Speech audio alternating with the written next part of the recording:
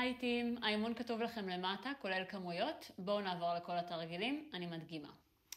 לחימום נתחיל עם ג'אמפינג ג'קס, לנג'ים, סקווטים, שולדר טיפס בפלנק, ומעברים בין כלב מביט מטה לפלנק.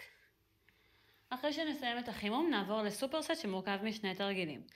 תרגיל ראשון, סטפ-אפ. תמצאו כיסא יציב, אפשר לבצע במשקל גוף. מי שרוצה לעבוד עם משקל ויש לו, לכו על זה. ואם אתם עובדים עם משקל אבל אין לכם כיסא יציב, אפשר גם לבצע לנג'.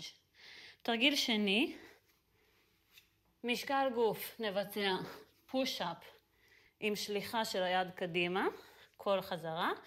ואם יש לכם משקולת, אפשר גם לבצע פוש-אפ עם יד אחת על המשקולת וחתירה בכל יד. כל חזרה של פוש-אפ, תניחו את המשקולת מתחת יד אחת. זה כמובן יותר נוח עם דמבל, אבל אם יש לכם קטלבל, אתם רואים שזה גם האופציה. סופרסט הבא יורכב משני תרגילים חדשים, אז נבצע סקווט וחצי עם קפיצה בסוף. אם יש לכם משקולת, אפשר להחזיק בגובלט ולוותר על הקפיצה.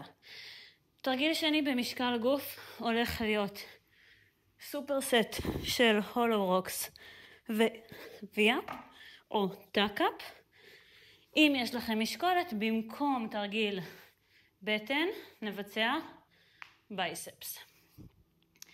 אז עברנו על 4 תרגילים, סופרסט משני תרגילים ראשונים, סופרסט משני תרגילים אחרים.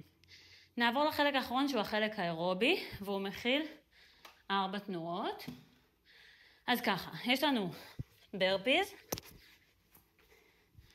תנועה שנייה, סיט-אפ,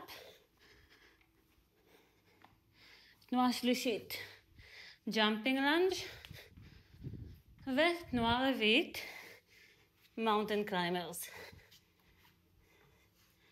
כל הכמויות, כל התרגילים, הכל כתוב לכם בטקסט, תסתכלו למטה. בהצלחה לכולם.